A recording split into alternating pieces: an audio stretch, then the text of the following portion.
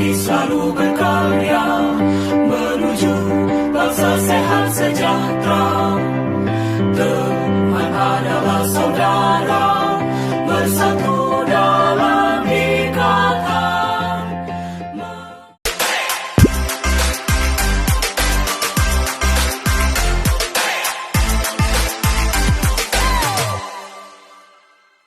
Hai, salam sehat. Hari ini dalam rangka Hari Bakti Dokter Indonesia, kami dari ID Meranti akan mengadakan podcast singkat di mana tema kita hari ini mengenai diabetes mellitus dan hipertensi, apakah bisa disembuhkan. Nah, di sini di tengah-tengah kita sudah datang seorang narasumber. Beliau merupakan seorang dokter spesialis penyakit dalam di RSUD Meranti. Kita sambut Dr. Nuski Yovanda, spesialis penyakit dalam. Selamat datang, Dok. Ini Dok, mungkin di sini kita akan membahas atau lebih jatuhnya kayak sharing ya, Dok ya. Dimana sekarang ini di masyarakat kita banyaknya kasus diabetes dan hipertensi. Nah, untuk pembahasan yang pertama, Dok, kita bahas terlebih dahulu tentang diabetes ya, Dok ya. Mungkin pertanyaan yang pertama kali, Dok, apakah diabetes itu sendiri apa sih, Dok? Mungkin bisa dokter jelaskan mengenai diabetes itu sendiri? Baik, diabetes ya. Kalau diabetes memang mungkin secara umum masyarakat kita sudah banyak mendengar ya tentang diabetes, atau kalau bahasa awamnya itu sakit gula, Iya, atau kencing manis. Iya, kencing manis ya, Dok, yang masyarakat kita tahu ya, Dok ya. Betul. Jadi kalau di bahasa medisnya itu diabetes mellitus ya. Jadi diabetes itu penyakit yang berkaitan dengan kadar gula darah.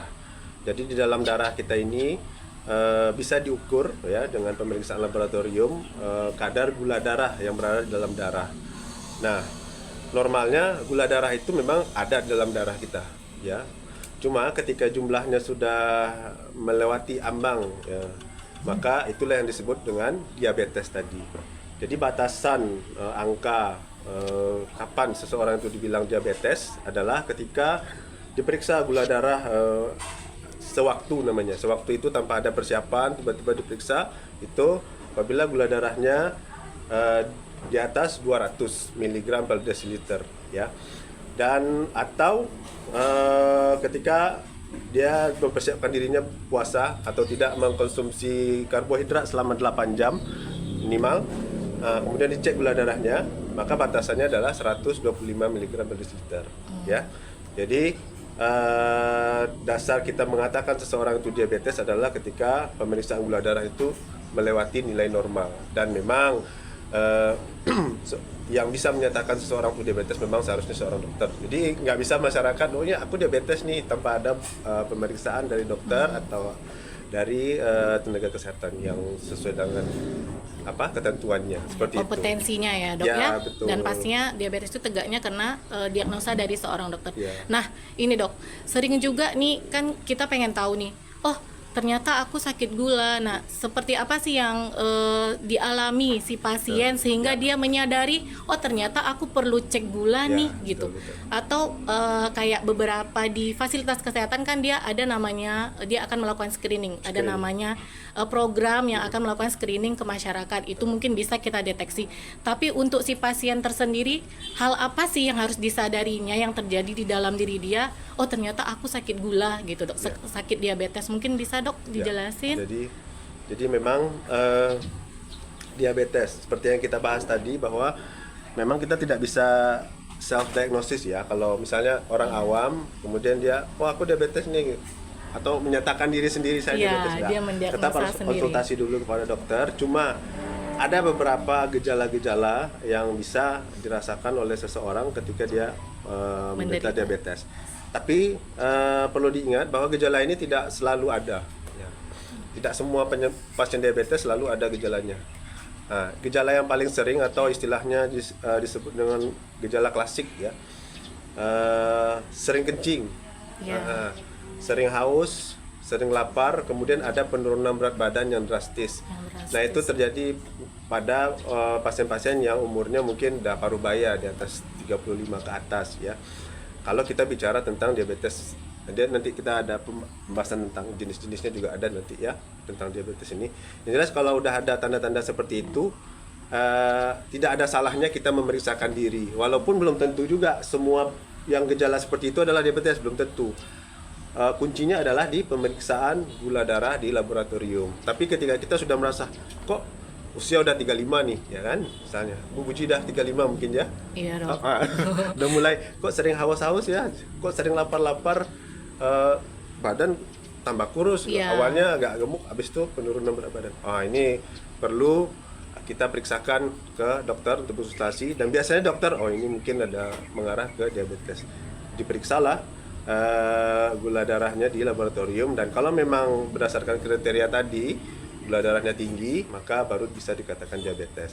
Nah, itu yang perlu oleh masyarakat, yang perlu diingat-ingat. Digarisbawahi ya kali ya dok ya. Sering haus, sering lapar, haus, penurunan berat badan. Kemudian juga ada beberapa gejala-gejala lain, misalnya sering letih, gatal-gatal, tapi itu enggak itu selalu tidak ada. khas ya Tidak dok khas ya. Kalau itu yang kita sampaikan tadi itu disebut dengan gejala klasik. Gejala klasik dari diabetes ya dok ya. Mungkin di antara masyarakat ada yang mengalami sering haus, sering lapar, sama penurunan berat badan yang drastis yang tidak diketahui penyebabnya. Usia 35 tahun ke atas. Pada usia ya kan? 35 tahun ke atas mungkin boleh kali ya dok ya dicek di fasilitas tingkat pertama seperti puskesmas atau di praktek dokter swasta ya dok ya. Nah, terus ada juga ada nggak sih dok, ada beberapa masyarakat mungkin di keluarga dia ini mamanya atau papanya mengalami diabetes, apakah ada kaitannya nggak dengan penyakit diabetes ini sendiri, keturunannya gitu dok? Jadi tadi yang kita sampaikan tadi itu adalah gejala klasiknya. Ya. Nah, satu hal lagi yang perlu kita perhatikan ketika kita punya riwayat keluarga yang menderita diabetes, itu memang pada pasien-pasien yang pada orang-orang yang mempunyai orang tua yang juga diabetes, itu bisa diturunkan secara genetik. Nah, jadi yang orang tuanya, ibu, ayah, ya kan, ada menderita diabetes, itu bisa salah satu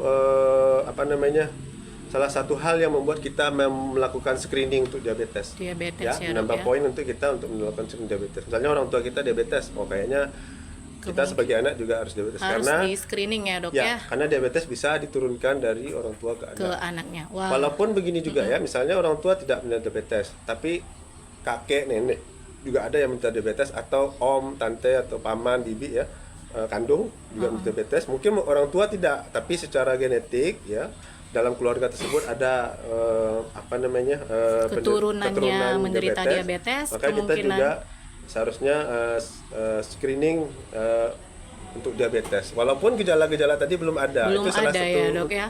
Wah, berarti diabetes ini satu penyakit yang diturunkan. Ternyata selain tidak hanya harta warisan yang diturunkan, ternyata diabetes juga diturunkan di keluarga yang menderita diabetes. Warisan yang mungkin tidak diharapkan ya. Iya betul. Tapi dok, nah ini dia. Mungkin itu merupakan salah satu faktor yang tidak bisa dirubah ya dok ya, namanya diturunkan, namanya genetik ya dok ya. Apakah bisa sih seseorang itu, misalnya orang tuanya sudah diabetes, aku tidak pengen nih diabetes gitu, gimana sih dok cara pencegahannya gitu dok? Mencegah supaya tidak menjadi diabetes ya. Supaya dia tidak diturunkan tadi sih. Kalau harta warisan mungkin boleh, tapi kalau diabetes mungkin agak keberatan untuk menerima warisan itu dok. Gimana sih dok cara pencegahannya, mungkin boleh di sharing gitu dok? Jadi untuk diabetes ini ada hal-hal yang bisa dimodifikasi, ada hal-hal yang tidak bisa dimodifikasi. Misal kita adalah anak dari seorang penderita diabetes, itu kan tidak bisa dicegah, tidak bisa ditolak, tidak bisa dirubah. Ya nggak mungkin dong, nggak mungkin dong kita. Karena ibuku diabetes, aku keluar dari kakak dong, otomatis diabetesnya tidak diwariskan. Itu tidak mungkin ya dok ya. Nggak gitu konsepnya. Iya, bukan gitu konsepnya ya. Ternyata tidak segampang itu ya. Jadi itu kalau masalah genetik memang tidak bisa dirubah atau Iya. istilahnya itu unmodified ya. Oke. Cuma ada beberapa hal yang faktor-faktor yang mempercepat munculnya diabetes itu adalah faktor-faktor unmodified ya. Bukan, faktor-faktor modified yang bisa Iya. bisa dirubah ya. Bisa dirubah. Kalau genetik tadi kan tidak Iya. bisa ya kan. Genetik tidak bisa Tidak dimodifikasi. tapi ada beberapa faktor yang juga bisa dikatakan sebagai bukan penyebab utama ya, tapi hal-hal yang faktor-faktor resiko yang mempercepat munculnya diabetes gitu, atau memperparah atau mempermudah munculnya diabetes.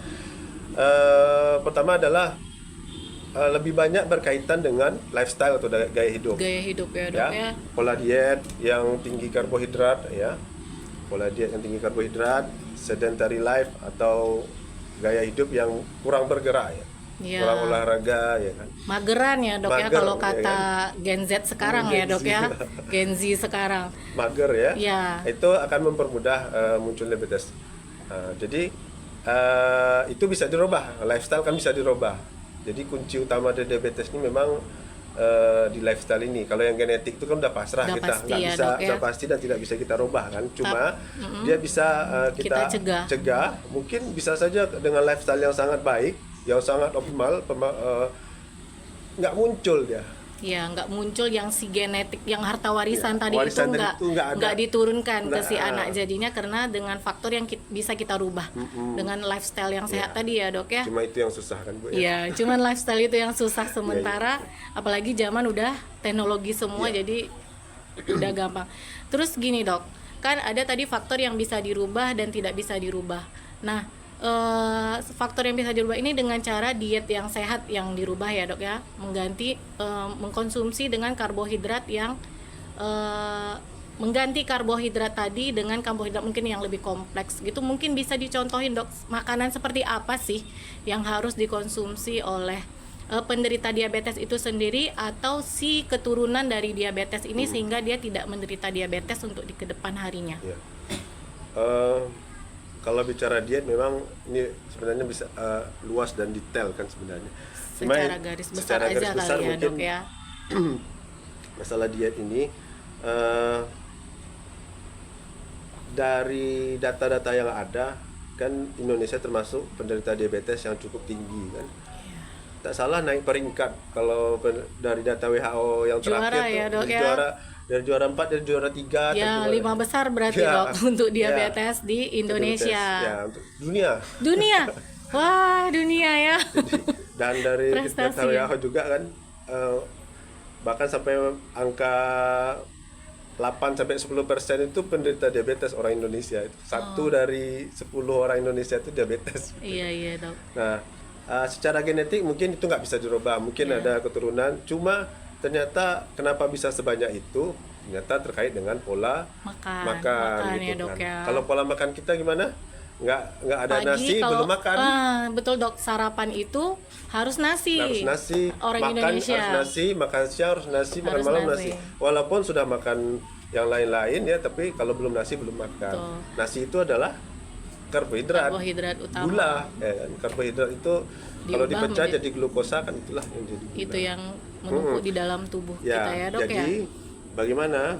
Berarti kita harus mengatur pola diet yang seimbang. Seimbang. Antara karbohidratnya, proteinnya, dan lemaknya, seratnya, dan garam dan natrium dan seterusnya. Nah, memang kalau kita sudah dinyatakan diabetes misalnya, sudah menyatakan diabetes, maka biasanya dokter akan memberikan edukasi tuh. Kurangi yang manis-manis ya Bu, kurangi yang karbohidrat. Contoh karbohidrat itu ya semua yang mengandung glukosa. Nasi, jagung, ubi, Mie-mian mie, ya, dok ya. roti, semua yang mengandung karbohidrat ya. Itu semuanya adalah perlu kita batasi ya. Memang kalau kita konsultasi ke bagian gizi mungkin ada hitung-hitungannya, Ada tapi bagiannya intinya ya, itu dok ya. mengurangi karbohidrat. Ya, mungkin selama ini kita makan nasinya yang penuh ya. Kalau ada istilahnya yang penggambaran piring itu kan. Ya, isi piringku itu, dok. Di satu piring itu orang Indonesia tuh biasanya 75%-nya nasi, barulah secuil-cuil lauk, sayur proteinnya dan ya, dan seratnya proteinnya apalagi. ikannya.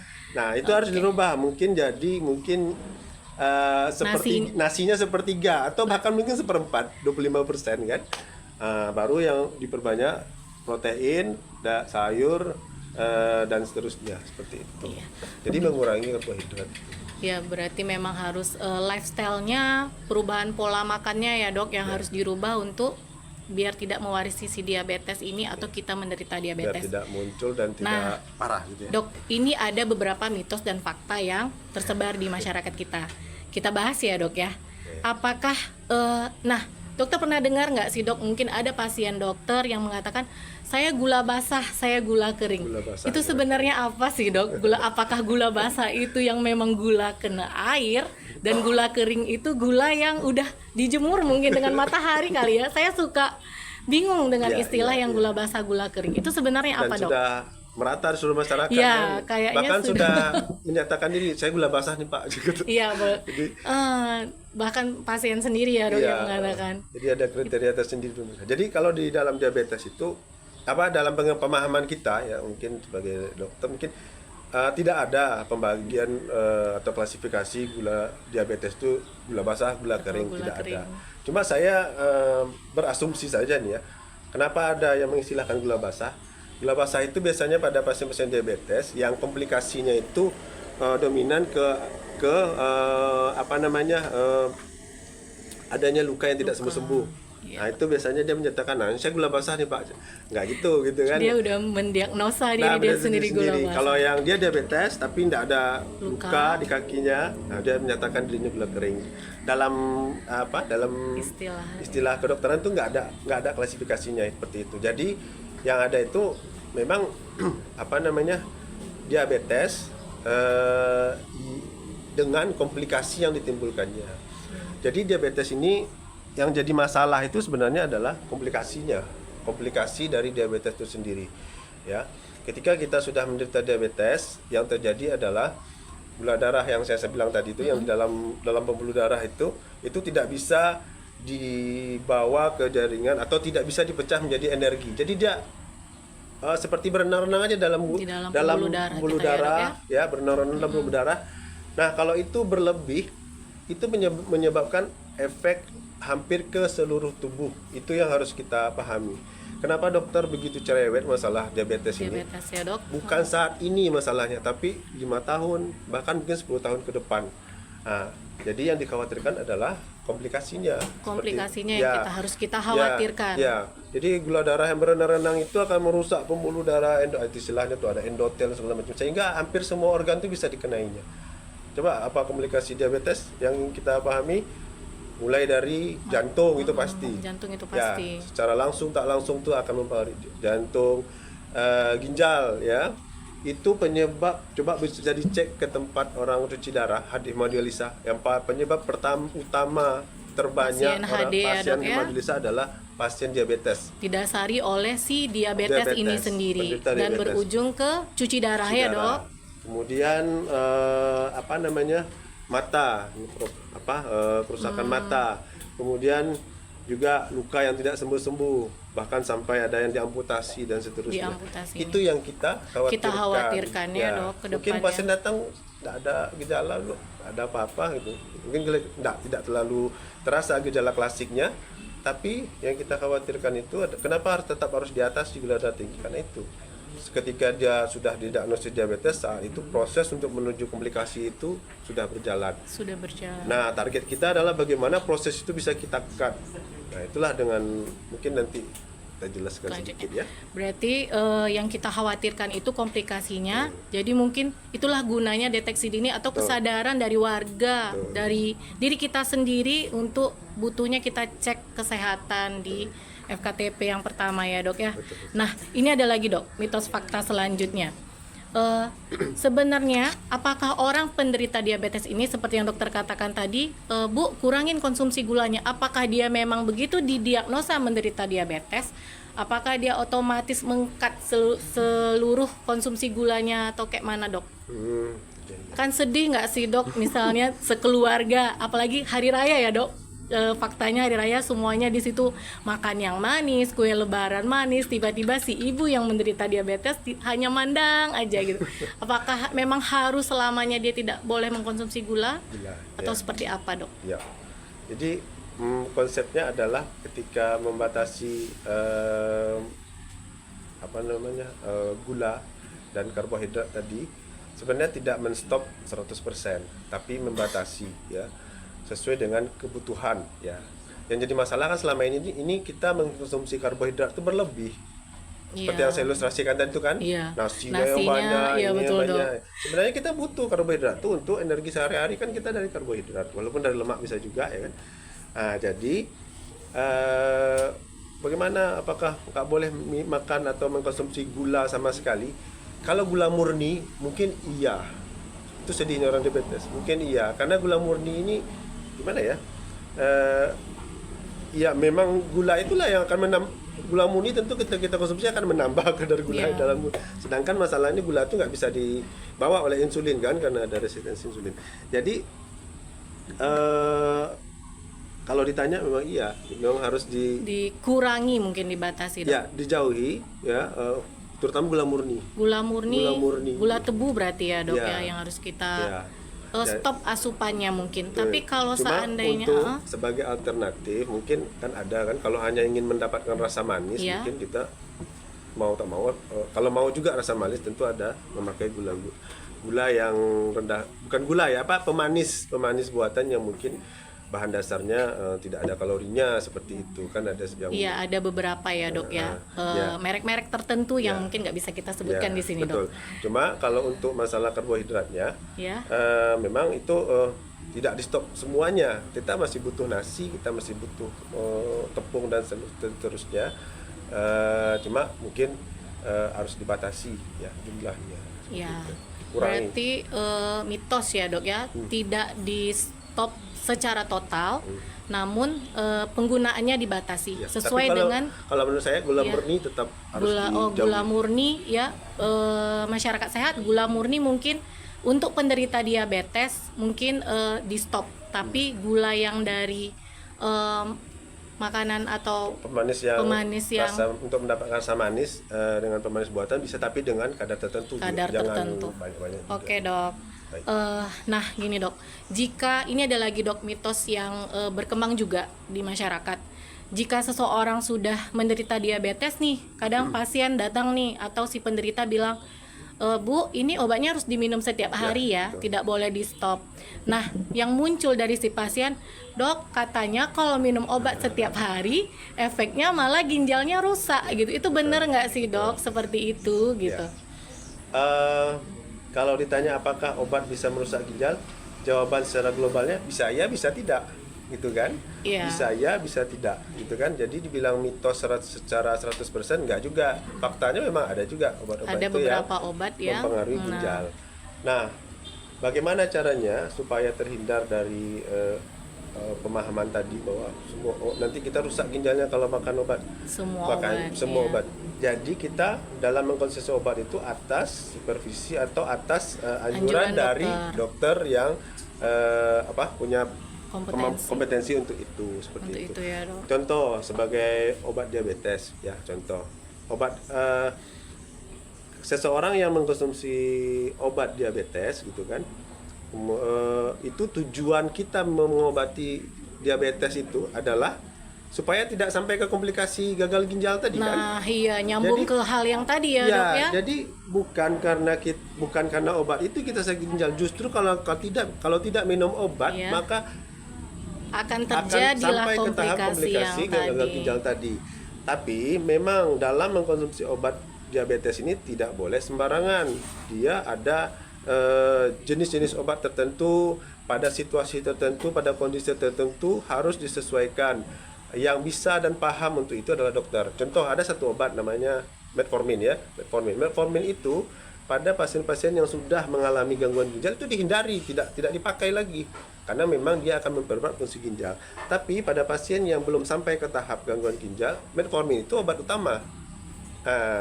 Siapa yang bisa menentukan pemberian obat itu, yang mengatur atau membuat program pengobatan seperti itu? Ya dokter.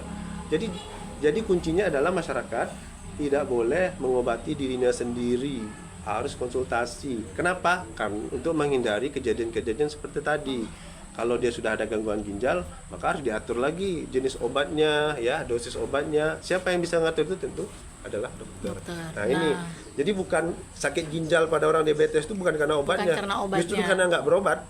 Nah, karena nggak berobat dia akan jadi. Tapi kalau mau berobat supaya tidak ada gangguan ginjal yang memperberat gangguan ginjalnya, harus tepat pengobatannya dengan cara berkonsultasi dengan dokter ya dok ya. Nah, jadi masyarakat sehat ada maksud yang obat-obat yang bisa menyebabkan gagal ginjal itu lebih baik dikonsultasikan dengan dokter ahlinya, apalagi kepada dokter spesialis penyakit dalam. Tidak boleh self diagnosis sendiri dan self terapi sendiri ya dok ya, beli obat di apotek sendiri ya masyarakat sehat. Nah dok, mungkin kita lanjut ya dok ya. Itu kan tadi udah lebih agak banyak kita sharing tentang diabetes. Ini dok, kadang ada beberapa pasien yang diabetes dia kadang juga suka hipertensi nih dok. Nah kita ini karena ada kaitannya, boleh ya dok kita bahas sedikit tentang hipertensi. Nah hipertensi itu sendiri apa sih dok? Darah tinggi ya kalau di bahasa kita itu apa sih dok sebenarnya gitu? Jadi diabetes ini berkaitan dengan hipertensi. Memang kaitannya adalah kedua penyakit ini adalah sama-sama penyakit yang tergolong penyakit yang tidak menular ya, tapi menyebabkan angka salah satu masalah ya kan, salah satu masalah kesehatan juga untuk di negara kita ini atau bahkan di seluruh dunia. Tertinggi juga dok, juara juga hipertensi Indonesia. Wah, Indonesia mewariskan juara-juara. Jadi sama-sama penyakit yang tidak menular ya, tapi dan sama-sama penyakit yang disebabkan oleh lifestyle tadi. Nah, wah, berarti ada yang modifikasi sama tidak modifikasi. Betul. Keturunan juga, dok? Keturunan juga. Aduh, selain dia menurunkan diabetes, ternyata hipertensi juga diturunkan ya, dok. Warisannya banyak. Ya. Jadi kalau yang dapat apanya ini kan, kalau dapat dua-duanya kan, sudahlah dapat diabetes, dapat warisan hipertensi lagi ya dok. Jadi sama-sama keturunan dan sama-sama diperberat oleh lifestyle yang tidak baik tadi. Wah, kan? Berarti memang lifestyle kuncinya ya dok, yang harus kita rubah. Diet, pola diet hidup yang seimbang, pola hidup sehat tadi.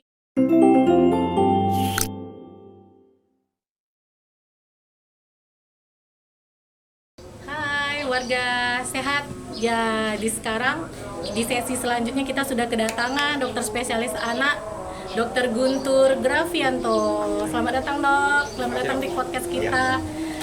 Di sini, tangan dulu boleh ya. Nah dok, di sini mungkin dok kita lebih ke sharing kali ya dok ya. Sharing kita ngebahas sekarang yang sangat hot di masyarakat itu mengenai stunting dok. Nah, stunting di mana kita temanya kali ini dok, cegah stunting dengan nutrisi yang tepat. Nah gini dok, nggak ada salahnya nih hari ini kita mendatangkan dokter Guntur ya, spesialis anak ke tengah-tengah kita sekarang ini. Mungkin dok bisa dokter jelaskan sedikit tentang stunting itu apa sih dok sebenarnya gitu. Mungkin dok bisa dijelaskan? Ya, terima kasih dokter Puji. Stunting tuh belakangan ini memang lagi rame ya dok. Ya, bahasannya itu terus. Bahkan di pemerintahan pun juga ikut membahas stunting memang ini dok. Problemnya sangat luas. Tapi kalau per definisi sendiri atau penjelasannya, stunting itu bisa dibedakan beda sama pendek ya. Stunting itu adanya gangguan pertumbuhan dan perkembangan akibat adanya gangguan nutrisi jangka panjang atau kronik yang mengakibatkan terjadinya tadi gangguan pertumbuhan dan perkembangan, adanya infeksi yang berulang, juga adanya kurangnya stimulasi dari psikososial, itu dari lingkungan keluarga maupun lingkungan sekitar. Jadi kalau secara singkatnya seperti itu, dia ada gangguan nutrisi yang menyebabkan jadi gangguan pertumbuhan dan perkembangan. Berarti beda dengan yang cebol tadi ya? Beda ya dok. Nah itu ya. Masyarakat sehat yang kita tahu selama ini, wah cebol ini, stunting ini, ternyata berbeda dari secara definisi ya. Ya itulah yang menjadi dilema itu di masyarakat, anaknya pendek, anaknya dibilangnya stunting, padahal belum tentu. Berarti anak pendek ya masyarakat sehat belum tentu stunting ya dok ya. Nah gimana sih dok biar para orang tua ini tahu ternyata wah anak saya kayaknya stunting deh, kok berbeda sih? Apakah tadi semua yang seperti saya bilang cebol itu termasuk stunting? Mungkin kapan sih orang tua itu mengetahui kalau anaknya kayaknya stunting gitu, Dok?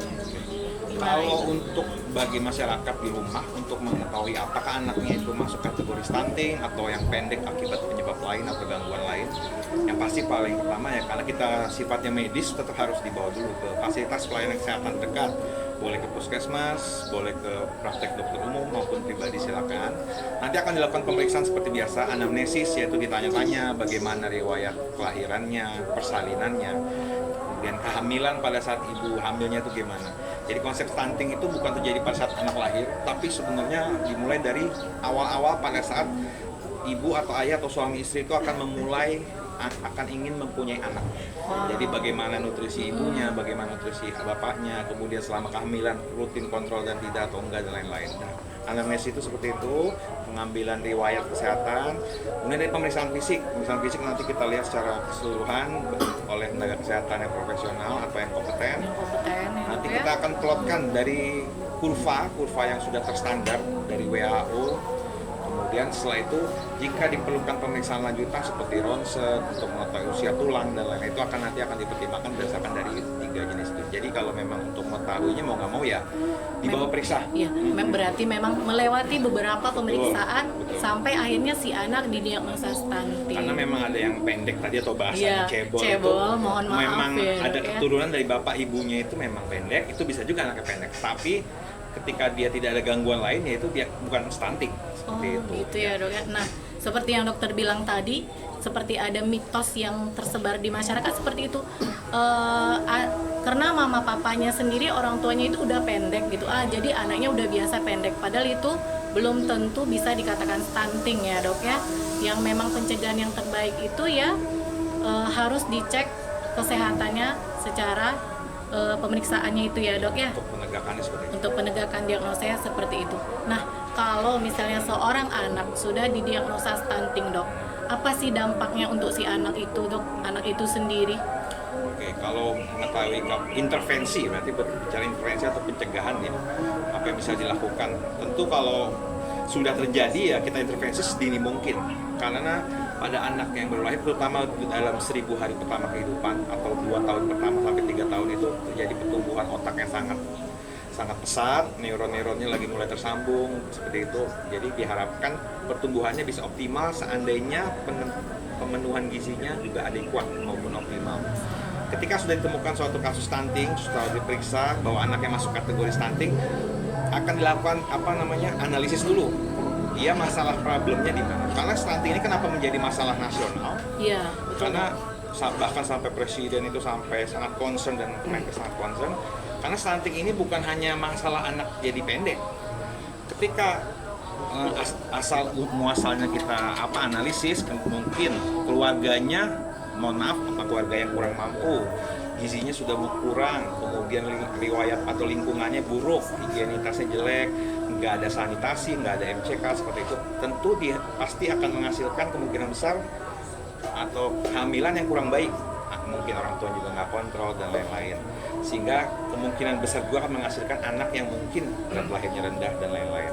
Nah, ketika sudah terjadi seperti itu, akan kita lakukan intervensi berupa pertama konseling. Pasti kita konseling setelah diketahui masalahnya di mana, konseling. Kemudian setelah itu kita intervensi gizinya. Kalau seandainya di bawah 6 bulan, ya tentu pemberian ASI. ASI itu penting. ASI itu sebagai nutrisi yang memang sudah cocok didesain sedemikian rupa oleh sang pencipta bahwa dia cocok terhadap anak yang dilahirkan. Jadi kalau anaknya lahir, ASI-nya itu khusus anak bayi yang prematur yang lahirnya kurang bulan.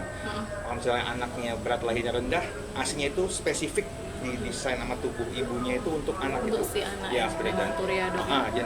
dan harus diperhatikan bahwa intervensi ASI itu nggak bisa sekedar nete, dianggapnya cukup. Banyak indikator yang bisa kita lihat. Contoh paling gampang kalau di rumah, kalau nyusu itu minimal 8-12 kali per hari. Terus tanda-tanda kecukupan ASI harus dilihat. Harus anaknya diperhatikan juga. pada saat menempel, anaknya tertidur, terlepas sendiri, bahkan sampai gumoh. Terus berat badannya naik, kemudian juga payudaranya terasa kosong setelah menyusui. Nah, itu tanda-tanda itu harus diperhatikan. Kadang-kadang ada anak yang cuma nempel aja, tapi dia tidak melakukan gerakan aktif menghisap itu juga ada. Betul, Dok. Jadi kadang-kadang orang tuanya berbicara, saya udah Udah nyusuin tapi diasiin, kok Dok, kata dia. nggak naik-naik dan lain-lain seperti itu.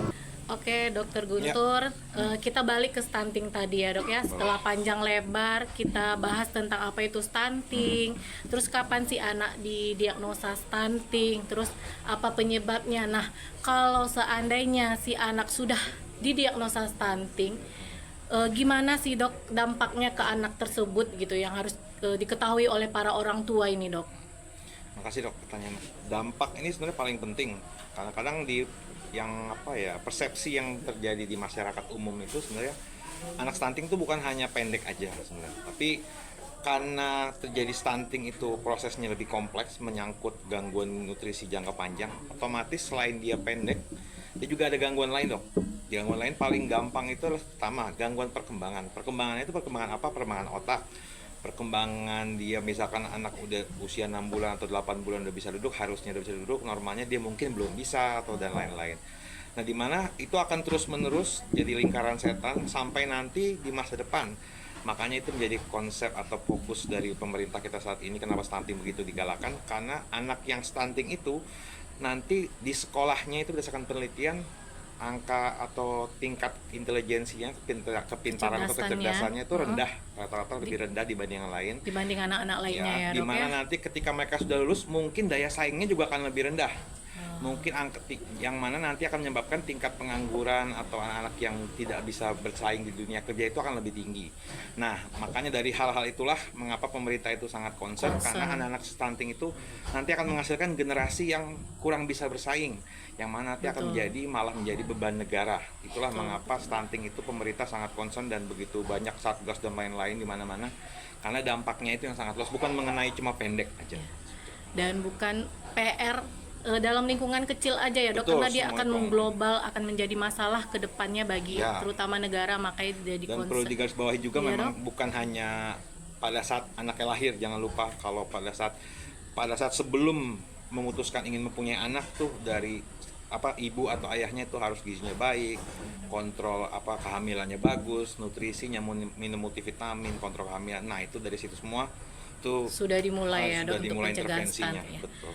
Mungkin nggak adalah salahnya namanya adanya screening ya, Dok ya, screening catin itu dari pasangan itu ingin Betul. menikah, sudah kita lakukan screening catinnya karena untuk persiapan mempunyai anak dan pencegahan dari stunting Betul. sedini mungkin ya, Dok ya. Nah, Dok, kalau misalnya si anak sudah kena stunting ini, gizi apa sih yang harus kita penuhi untuk si anak tersebut, Dok? Itu mungkin jadi pertanyaan besar ya untuk para orang tua gitu, Dok. Ya, terima kasih. Untuk gizinya itu sendiri sebenarnya sama aja sama semua orang. Tetap kita butuh makronutrien sama mikronutrien. Makronutrien sebenarnya karbohidrat, lemak, protein. Mikronutrien ya multivitamin dan mineral. Sebenarnya kalau dibagi lagi nanti kalau anak memang uniknya beda kenapa makannya sama yang dewasa. Anak itu berdasarkan tahapan-tahapan usianya sendiri Ya, Dok ya. Tadi yang 0 sampai 6 bulan dibutuhin dengan ASI, kemudian 6 sampai 12 ASI dan MPASI. Kemudian di atas 1 tahun itu menu makanan keluarga, sampai usia 2 tahun boleh dibarengi dengan ASI yang eksklusif sampai 2 tahun seperti itu. Tapi intinya nanti kalau untuk jumlahnya dan ininya itu teknisnya harus berdasarkan per individu, per kasus, tidak bisa semua dipukul rata hanya dengan minum itu nggak bisa. Disamain tiap anak ya, Dok ya, memang karena berbeda spesifiknya kebutuhannya. kasus per kasus, jadi seperti itu.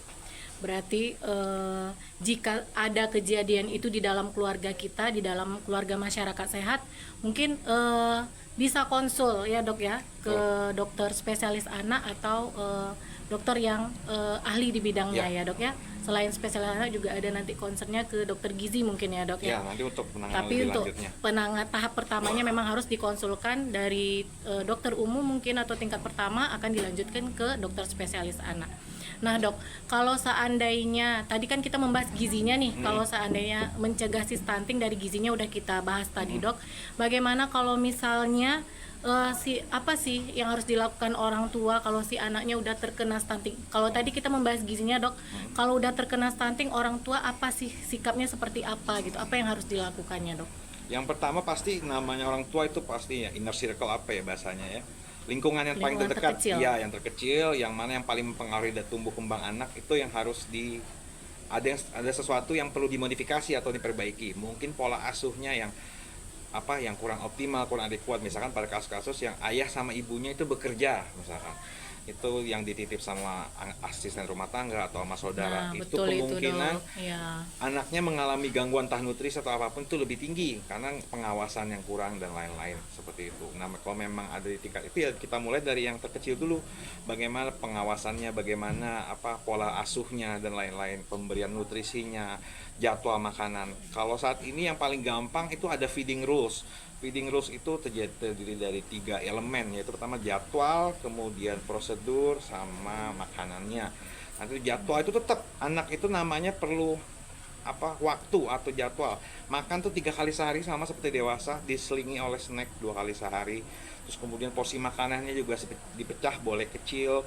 Terus kemudian lebih sering juga bisa. Kemudian anak dibiarkan makan sendiri. Di kita itu kadang-kadang kalau kita nonton TV atau nonton film-film luar negeri itu, anak tuh makan di meja tuh diberantakin, mulutnya berantakan. Itu justru dibiarkan. Justru itu merangsang motoriknya si anak untuk mengetahui jenis makanan yang ini.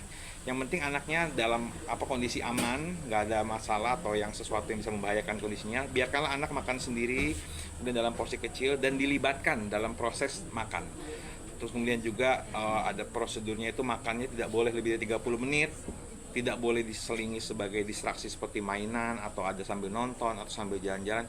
Itu sebenarnya kurang direkomendasikan seperti itu. Jadi kalau emang mau dicari ada namanya feeding rules, itu ada 3 elemen, itu bisa diterapkan. Memang nggak bisa instan. Ya itulah namanya sulitnya atau kerja kerasnya sebagai orang tua ya, maksudnya butuh ketelatenan dan kesabaran sebagai seorang orang bukan tua sesuatu ya, Dok? yang instan sekali Yang gampang. Ya kita sakit batuk pilek demam minum obat langsung sembuh nih, enggak ya? karena ini terus menerus continue sampai anak akan terbentuk ininya. Seperti itu. Iya. Mungkin Dok, pembahasan yang sangat menarik ya Dok. Cuman kita karena terbatas oleh waktu Dok, waktunya sangat singkat, mengenai stunting ini mungkin kita cukupkan sampai di sini dulu ya Dok ya. Mungkin lain waktu kita ada membuka podcast yang lain. Terima kasih untuk Dokter Guntur, spesialis anak atas penjelasannya yang sangat mudah dimengerti oleh kita dan masyarakat sehat semuanya. Mungkin semoga dokter sukses dan sehat selalu ya Dok ya. Wassalamualaikum warahmatullahi wabarakatuh. Warga sehat, jumpa lagi pada sesi kali ini. Sekarang di tengah-tengah kita sudah kedatangan seorang spesialis THTKL yang baru kembali ke Meranti. Kita sambut dengan tepuk tangan Dr. Arif Fahmi, spesialis THTKL. Selamat datang Dr. Arif, selamat kembali di Meranti ya Dok, selamat mengabdi. Pada sesi kali ini Dok, kita akan membahas tentang infeksi telinga tengah, di mana infeksi telinga tengah ini mungkin sering dialami oleh masyarakat sehat, terutama untuk diri kita sendiri ya Dok ya. Mungkin Dok boleh sedikit Dok, apa sih itu infeksi telinga tengah itu Dok? Oke, terima kasih. Salam untuk sahabat Meranti ya. Iya, sahabat Meranti biar lebih akrab ya Dok ya, sahabat Meranti boleh. Baik, mungkin pada sesi ini kita akan sedikit membahas ya Dr. Puji tentang infeksi telinga tengah. Jadi sebenarnya telinga ini memang cukup menarik karena telinga kita ini secara anatominya itu dia dibagi 3 gitu. Ada telinga luar, sampai telinga tengah, sama telinga dalam. Jadi itu dulu. Jadi masing-masing dari telinga luar itu, ini mulai dari daun telinga sampai ke gendang telinga, itu batas terakhirnya itu kita bilang telinga luar. Nah, ntar baru dari gendang telinga sampai ke namanya tulang-tulang telinga, tulang-tulang pendengaran, sampai ke namanya ada mastoid, itu di telinga tengah. Baru ntar telinga dalam namanya yang seperti rumah siput, yang koklea, itu kita bicaranya telinga dalam. Jadi masing-masing dari telinga luar, telinga tengah, telinga dalam tuh bisa terjadi infeksi. Nah, cuman pada hari ini kita bahas dulu yang di tengah dulu. Ntar kapan-kapan kita ketemu, kita bahas yang luar, kita bahas yang dalam. Oke, berarti janji ya Dokter Arif akan membahas telinga yang luar dan telinga yang dalam. Untuk jadi sekarang kita untuk yang telinga tengah dulu. Jadi di telinga tengah ini adalah suatu infeksi yang terjadi di mukosa dari telinga tengah ini.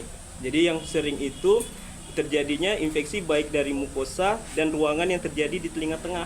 Jadi bisa karena penyebabnya itu awal yang paling sering adalah namanya gangguan fungsi tuba.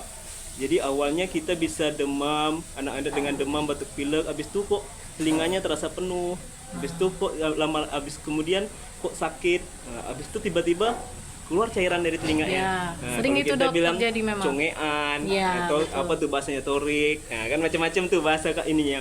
Nah seperti itu, baru nanti dia akan sembuh tuh. Terakhirnya 2 sampai prosesnya itu kita bilang stadium resolusi itu sampai 2 bulan. Tapi kalau misalnya dia nggak sembuh, itu kita bilang namanya lebih dari 2 bulan, namanya OMSK, otitis media supuratif kronis. Jadi udah lewat dari 2 bulan baru kita bilang dia kronis. Kalau udah 2 bulan berarti kita yakinin tuh bahwa gendang telinganya itu pasti udah bolong, habis itu keluar terus tuh cairannya. Yang congean tadi ya, Dok, yang istilahnya katanya ya, Dok, congean, ya. kok telinganya bau, telinga bau. Tapi yang kita khawatir sekarang ini juga yang awal-awal ini juga kita harus hati-hati. Ya kan, anak-anak sering demam batuk pilek, hari pertama, kedua batuk pilek, tiba-tiba hari ketiga telinganya terasa penuh. Kadang yang sulit itu anak-anak kecil. Anak kecil itu kan dia kadang susah nih mengeluhkan. Iya. Dia nggak tahu nih, ya kan, telinganya dia nggak pandai bilang sakit telinga. Betul, Dok, betul sekali. Dia nggak bisa menyebutkan, oh telinga penuh itu gimana. Iya, Nggak betul bisa. sekali, Jadi Dok. yang dia bisa itu ketika telinganya udah sakit. Jadi telinganya udah sakit, baru dia datang ke dokter, baru dia bilang, baru telinganya udah sakit, baru kita nampak namanya stadiumnya, namanya stadium bulging, itu paling sering. Iya. Jadi dia gendang telinganya itu udah merah kayak mau pecah. Kalau dibiarin dan kita tidak memberikan pengobatan dari kuat, itu bisa pecah baru cengeng. Nah, jadi infeksi yang terjadi di telinga tengah yang manifestasinya itu, yang gejalanya itu seperti itu. Ya kan, bisa awalnya pasti dengan demam batuk pilek atau gangguan fungsi tuba. Terutama pada anak-anak ya, Dok, Terutama sering pada kejadian ini. anak-anak. Karena apa? Karena namanya saluran tuba Eustachius itu pada anak-anak tuh khas dia. Dia lebar, pendek dan juga datar. Jadi kalau anak-anak tuh gambarannya gini nih. Jadi kalau dia batuk pilek, kuman yang di hidungnya langsung ke sini, ke telinga. Nah, kalau kita dewasa dia agak gini. Jadi kalau cairan itu mau naik ke atas kan susah. Agak susah. Nah, tapi kalau anak-anak karena dia datar, habis itu dia lebar dan pendek, jadi gampang. Nah, jadi ketika batuk pilek, hari ketiga batuk pilek tiba-tiba sakit nih Ya. telinganya. Itu dia gambaran ininya. Wah. Pasti patofisiologinya, penyebab utamanya itu dari situ. Tubanya. Makanya seringnya pada anak-anak. Bisa nggak orang dewasa? Bisa dong. Bisa Ya jadi kan? ya, Jadi Dok, ya. bukan Bisa juga. penyakit ini bukan hanya pada anak-anak. terkhusus pada anak-anak Jadi ya, kita Dok, ya. orang dewasa juga bakal bisa terkena dari infeksi telinga tengah ini. Penjelasan yang sangat simple ya, Dok, ya, dan Iya. mudah dimengerti nih untuk masyarakat sehat ya. Nah, gini, Dok, kalau misalnya sudah terkena infeksi tersebut nih pada anak-anak, bisa menyebabkan ini nggak, Dok, gangguan pendengaran? Berbahaya nggak sih, Dok, sebenarnya infeksi telinga tengah itu sendiri? Ya, jadi infeksi telinga tengah ini pertama ganggu nggak pendengaran. Nah, pertama kita adanya, makanya kalau dia kondisinya akut, awal-awal nih, pas kita pertama kali demam, anak-anak batuk pilek, kemudian telinganya terasa sakit nih, penuh nih, pertama namanya stadium, dia ada 5 stadium nih. Kalau kita akut ini, yang memang hanya dalam 1 minggu sampai 2 minggu, itu namanya gejala akut, otitis media akut. Jadi dalam otitis media akut nih ada 5 stadiumnya. Yang pertama tuh namanya stadium oklusi. Jadi dia nyumbat dulu nih telinga kita nih, ya kan, pas dia Terasa. batuk pilek, hari keempat batuk pilek dia penuh rasa Terasa telinganya. penuh ya, Dok, Mungkin ya. anak-anak yang udah 6 tahun, 5 tahun tuh terasa tuh, kok kayak lain, Kok kayaknya pegang-pegang penuh ya, telinga ya, aja kayaknya dulu. penuh ya, Ma, Ya, telinga penuh. abang Nah, gitu ya, Dok, kok nggak ya. enak itu. Mungkin bisa jadi perhatian itu, nih. Itu keluhan yang mungkin tambahan setelah batuk pilek. Habis itu yang kalau kita biarin infeksinya terus berlanjut, namanya stadium hiperemis. Mulai tuh merah telinganya, gendang telinganya tuh mulai nih, yang awalnya bagus dia mulai merah dikit, mulai terasa agak sakit. Nah, jadi kedua pertama dia mungkin megang-megang telinga nih kalau anak umur 4 tahunan. Habis itu mulai udah mulai sakit dia mulai agak meringis ketika dia untuk telinganya. Yang berikutnya stadium presupurasi, artinya udah berkumpul semuanya di telinga tengah tuh nanahnya. Nanahnya ya, Dok, ada ya. mulai tuh makin sakit. Oh, itu kalau anak bangun tiba-tiba malam, ini kan batuk pilek nih, hari keempat kelima tiba-tiba bangun malam mau pegang-pegang telinga. Nah, itu yang paling stadium supurasi. Kalau kita biarin stadium supurasi ini, itu yang dia namanya perforasi. Stadium keempat lagi pecah dia. Nah, jadi tiba-tiba anak itu datang, udah keluar nih, orang tuanya takut, keluar dah cairan, Pak. Ya kan, padahal awalnya batuk pilek. Artinya Karena apa? Karena anak-anak susah mengeluhkan. Iya. Nah, dia pas sakit itu dia megang-megang telinga aja, orang tuanya nggak aware. Tidak Habis itu aware. tiba-tiba udah keluar cairan. Kalau udah keluar cairan, artinya kita harus wajib dia berobat ke dokter dan kita tunggu fase penyembuhan, yaitu stadium kelima, namanya resolusi. Jadi akan sembuh sendiri tuh yang bolong itu, asalkan dia diobatin dengan adekuat. Dengan adekuat. Yang bolong maksimal 2 bulan dia akan nutup. Jadi gendang telinga kita, anak-anak kita yang bolong itu maksimal 2 bulan itu dia akan nutup tuh. Akan nutup dengan sendirinya ya, Dok ya. Itu harapan kita.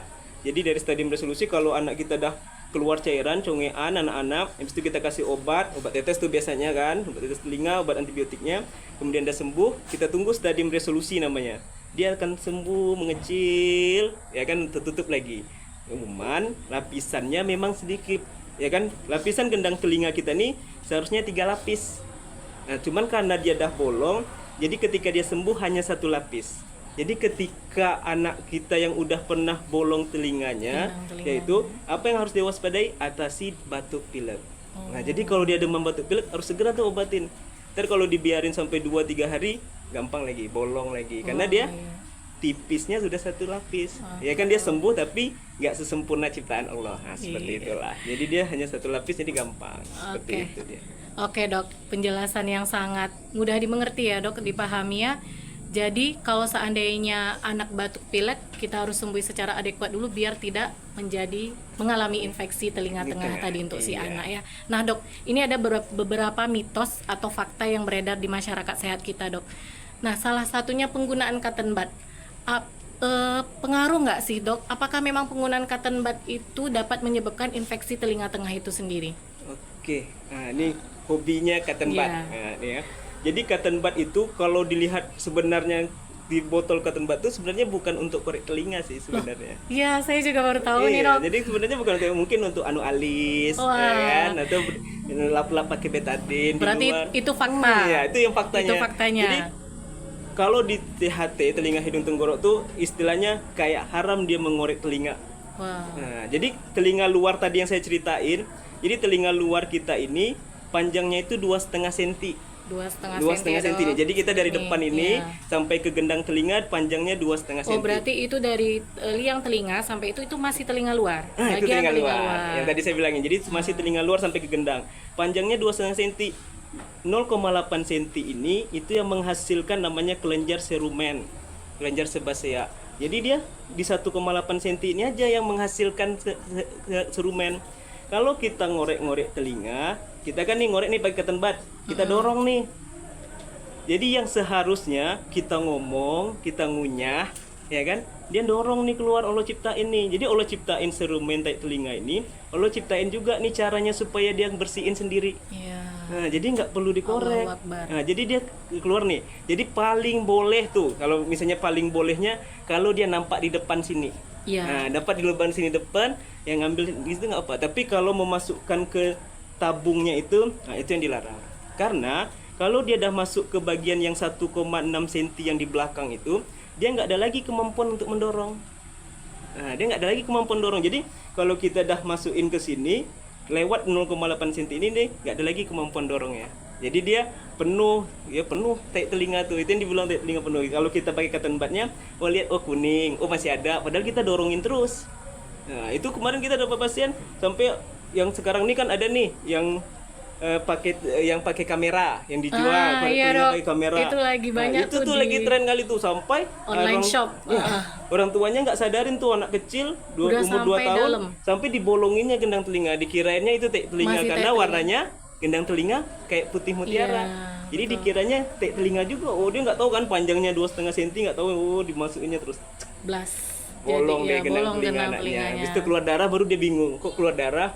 Dia kiranya karena dia niatnya karena kamera, kayaknya putih tuh di Iya, belakang. betul-betul. Itu kotorannya, kotoran telinganya. Kotoran telinga kirain dia, padahal gendang telinga yang dibolongin. Jadi hati-hati juga kita penggunaan dengan yang namanya kamera-kamera yang seperti itu. Khawatir ketika kita nggak tahu dengan anatominya, nggak tahu dengan ininya, kita kira aja bentuknya, karena bentuk gendang telinga tuh warnanya putih mutiara. Iya. Dikiranya telinga, nanti kita enak aja sampai ke belakang. Menutup lubang telinga ya, Dok Jadi ya. mungkin kalau bagi yang tenaga dokter mungkin dia nanti tak tahu, paling kita boleh membersihkan telinga tuh ya kan sampai di batas 1,2. Kalau misalnya tarik telinga, misalnya pasien datang dengan tarik telinga yang penuh, nah sampai situlah batasnya, jangan sampai tembus pula ke dalam telinga. Nah seperti itu yang intinya. Jadi harusnya pantang untuk korek-korek telinga. Jadi infeksinya bukan di telinga tengah, tapi infeksinya itu di telinga luar. Jadi kalau kita rajin korek-korek telinga, liang telinga kita ini makin tipis.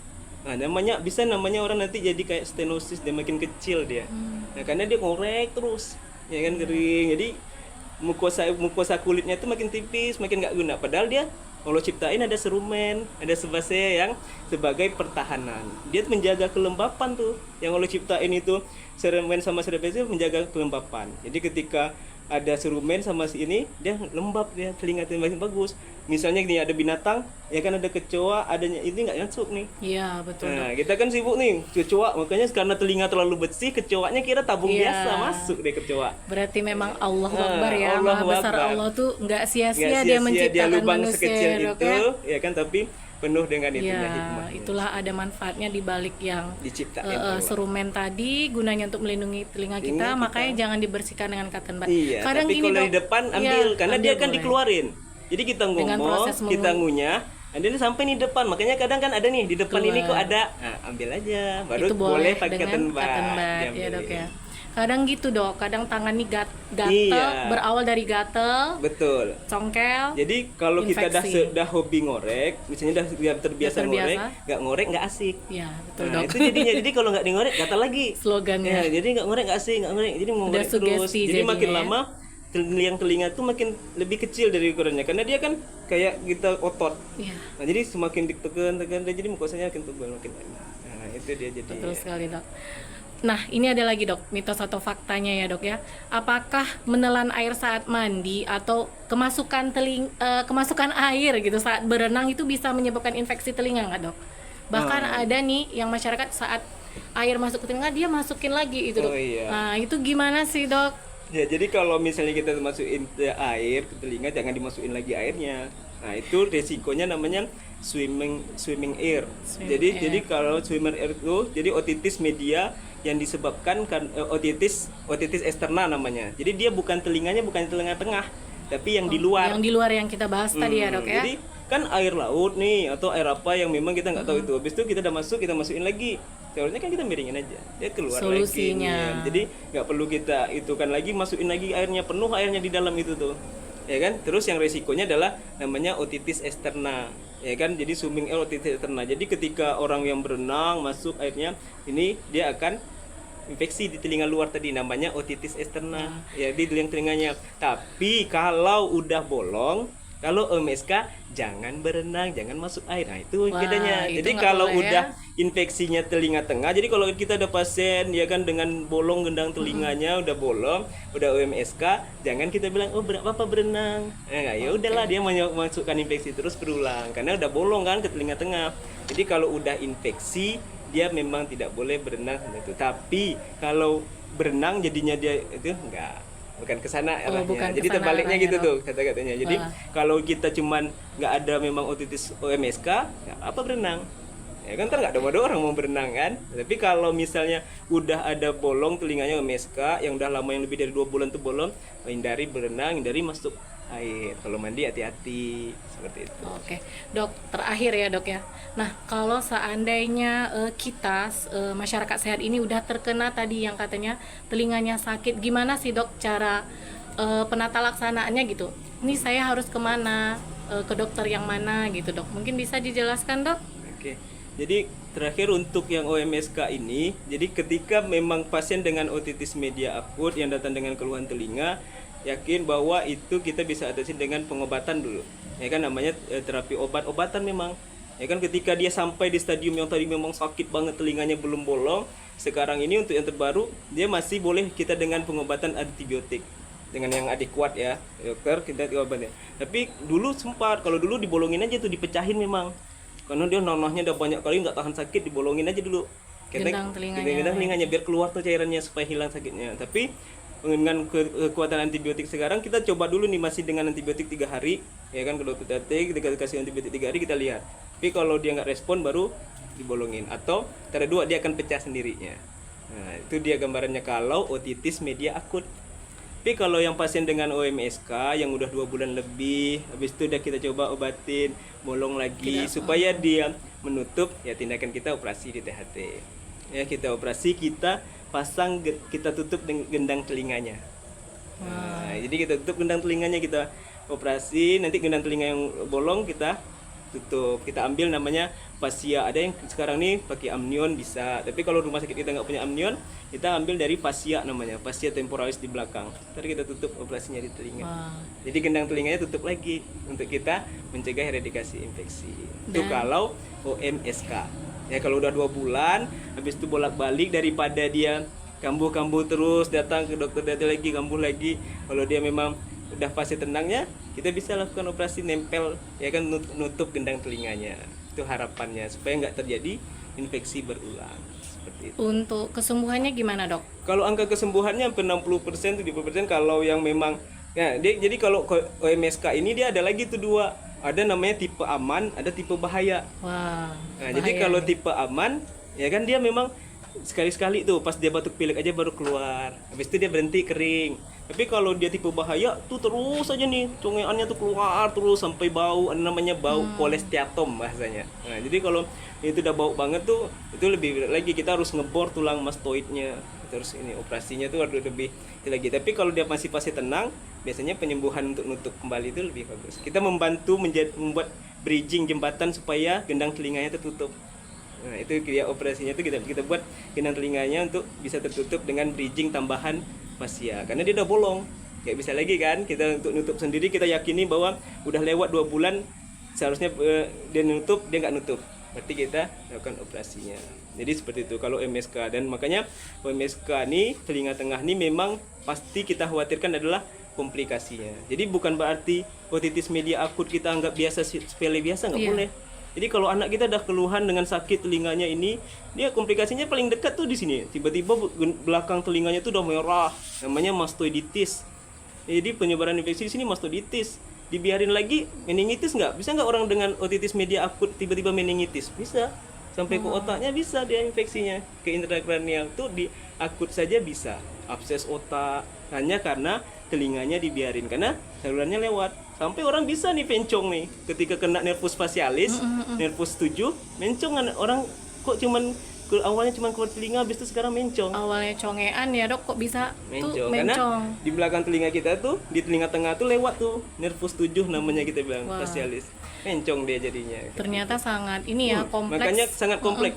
Akut saja kita harus khawatir. Apalagi ketika dia OMSK yang berulang, yang memang kolesteatom, yang udah ulang-ulang congean terus, ya kan, wajib dia waspada. Sedangkan akut saja kita waspada, apalagi udah berbulan dia keluar terus cairan dari telinganya. Berarti, Dok, tidak boleh sepele kita ya, Dok ya. Jadi masyarakat sehat, jika sudah berawal tadi dari, kalau untuk anak-anak yang udah mengalami batuk pilek, segeralah diobati ke dokter atau fasilitas kesehatan terdekat ya, Dok ya. Untuk jika terjadi komplikasi yang lebih lanjut, nanti akan dikonsulkan lebih lanjut ke ahlinya, yaitu dokter spesialis THT untuk menangani si OMSK infeksi telinga tengah ini ya, Dok ya. Mungkin ada closing statement, Dok, mengenai OMSK ini, Dok?